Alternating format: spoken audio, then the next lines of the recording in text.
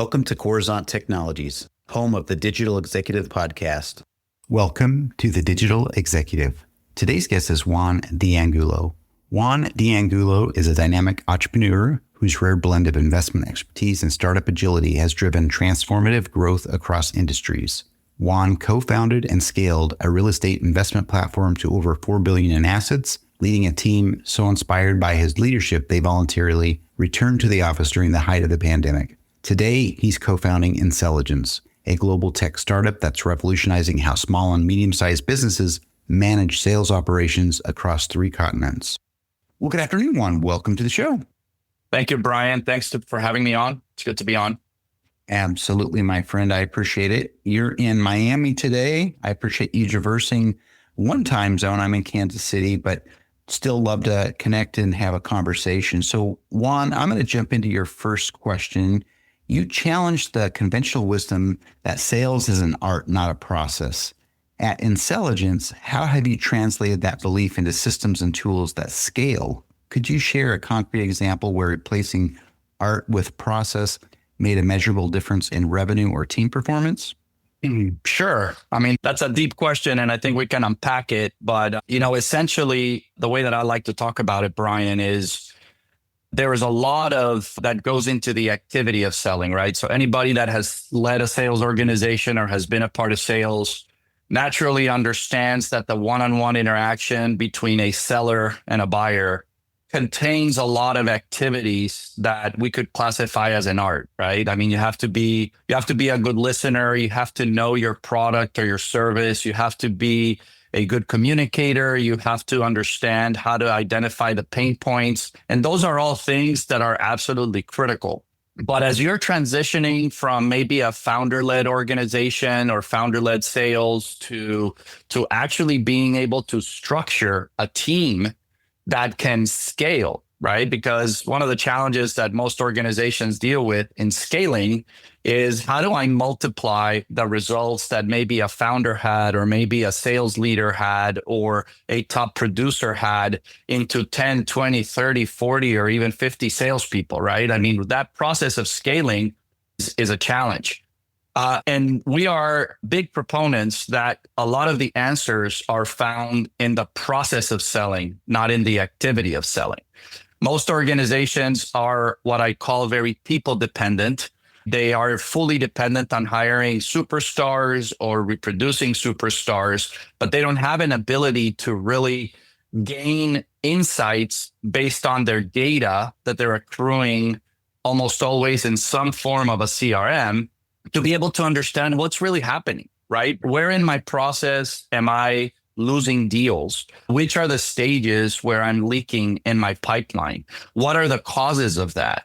How long is my sales cycle really? What are my deal sizes, right? What are the different types of deals that I'm putting through my pipeline? All of these things that we could unpack further are variables or components of what we would call the overall process and structure of a go-to-market effort or a sales and marketing effort. And so when you do have a well-defined sales process, when you do have a platform, an intelligent platform that can actually help you understand what's going on with all these variables, then you can actually scale. Then you can actually become reliable in attaining the revenue goals. And instead of just feeling like all I can do is just work as hard as I can, get more leads, hire more people, and somehow see if that leads to hitting my number, you can actually navigate with certainty and with visibility of what's happening so that you can try to hit that number more reliably. So that's all very descriptive. I think what you asked me is, could I give you an example? And I think one that comes to mind from one of the companies that we've dealt with, a very large company, right? And this holds true to any size company, but this is just the example that comes to mind. Very large company, global company, revenue in the hundreds of millions of dollars. And when we first connected with them, we looked at their data and they had everything in one pipeline. They pretty much had one style of service, okay? And when we looked at their data, they had a massive gap between their average deal size and their median deal size. So I'll move numbers a little bit for confidentiality, but let's just say generically, their average deal size was around $300,000 and their median was about $15,000. That immediately told me that there is a massive difference in a lot of the deals that they were putting through their pipeline. So we were very quickly able to identify different service lines that they had, fundamentally the same service, but they had different customer types that they catered to. And so literally in a matter of minutes, we segmented their pipeline. And by understanding those different lines of business, they were much better able to understand where they stood in their overall revenue by understanding this different customer type, the deal flow we need versus a smaller customer. It's just the behavior is very different, right? Sales cycles were different, average deal sizes were different, and even the salespeople that they had around the world were better at some than the other. So that's what I'm talking about by the process of selling. It all lands in the flow of deals going through the pipeline. Thank you. I appreciate that. That's really interesting. Obviously, I'm not in sales, but you can certainly, this would probably resonate with sales folks in my audience, but the interaction between buyer and seller is complex. I know that much. And as you said, it is an art. And you talked about that scaling piece, and really the answer is in the process of selling. And I thought that was interesting. And I liked how you highlighted an example of a client there that had a lot of complexities and different price variables there in their business. So thank you. And Juan, having co-founded a real estate investment platform that scaled to over $4 billion in assets, what lessons from that industry carry over into building a global tech startup like Inselligence? What habits, structures, or pitfalls did you bring forward or maybe leave behind? Yeah, what's interesting is that, believe it or not, people tend to maybe look at my LinkedIn bio or talk to me and they think that there's like this huge difference in the two industries. And obviously there are some differences, right? I mean, building a commercial real estate investment platform and building a tech company has some significant differences. But what's not different is our approach in the real estate investment platform was very data driven, very analytics driven. Obviously, that carries over to Inselligence tremendously, and also very process driven. When you've got 3 or 4 people making investment decisions and executing on investments, it's very easy to know that you're on the same page. It's very easy to cover the portfolio to make sure that all decisions are being made from the same playbook, let's say. But when you grow and you have 75 people and you have a lot of different departments executing across a very large portfolio and you're increasing the volume of deals that you're analyzing, what protects you to make sure that you're being consistent in your execution is your process, right? Being methodical in your process, being methodical in your investment committee write-ups, being methodical in how you review deals and sticking to your fundamentals. And that's the same thing in sales, right? When you approach sales with a very process-driven mindset, and as you're building a tech startup that ultimately is delivering a solution in the world of sales, you have to have those processes in place, right? All the way from identifying user feature requirements to putting them into a product roadmap that you are prioritizing, to running a disciplined agile programming platform so that you are delivering a product that ultimately reflects what customers really need.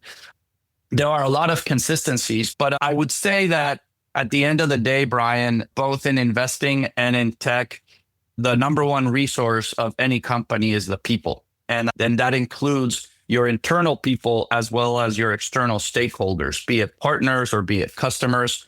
And building a culture that is customer centric, that understands what is it that makes us unique and different, and ultimately what's going to lead to success is something that I'm really, I don't know what the right word is, but let's say passionate about and committed to, because ultimately I think that's the biggest variable that leads to consistent and reliable success. Awesome. Thank you for sharing that.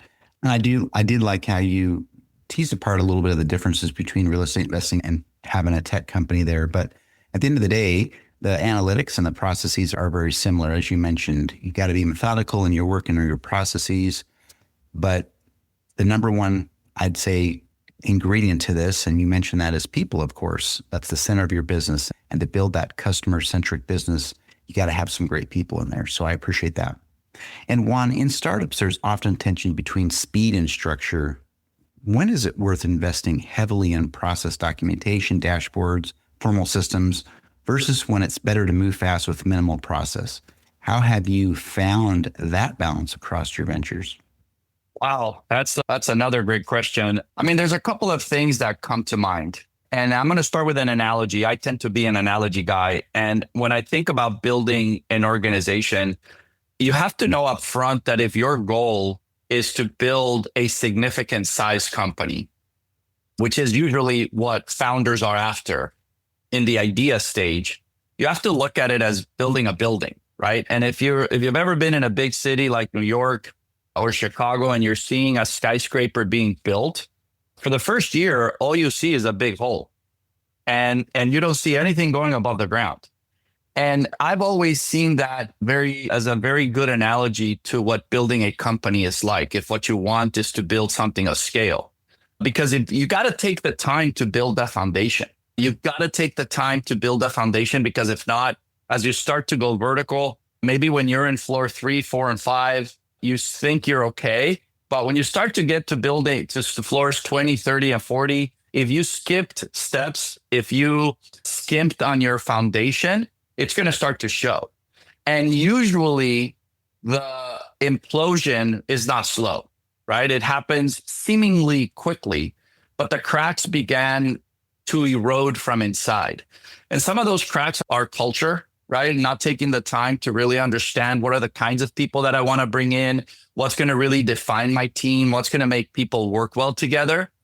But a lot of it is process. And when it comes to tech, I'll tell you, when we first started Inselligence and we were sort of trying it out and building out a prototype, we worked with a third-party software development firm at first. And then once we decided, okay, we're going to go to market, this is working, this is something that people want, and we started to build out our internal software development team.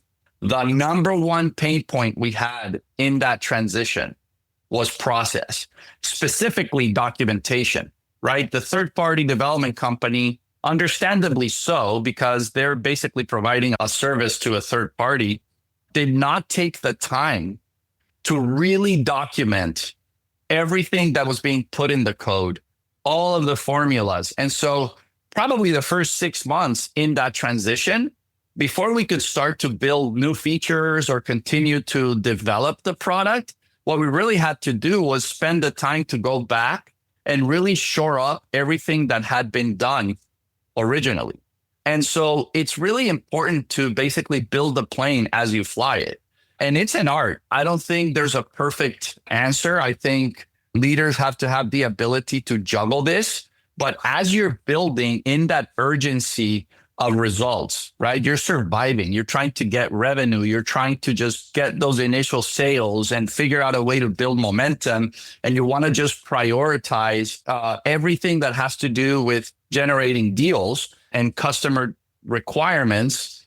You'll know that if you don't decide to make those hard decisions of right now, we're going to focus on infrastructure. Right now, we're going to make sure that the product is available or that the documentation is done right, it's going to come to haunt you later. So it's really kind of walking and chewing gum at the same time. It's something that you have to learn along the way, but at the end of the day, be committed to it. You got to know that process matters.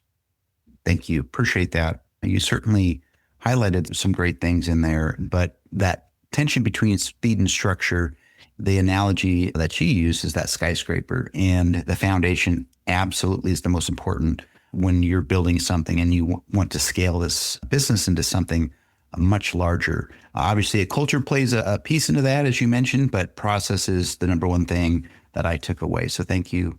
And one last question of the day, looking ahead, what do you see as the biggest shifts in how small and medium-sized businesses will manage sales operations over the next 5 to 10 years, whether it's AI, automation, data privacy?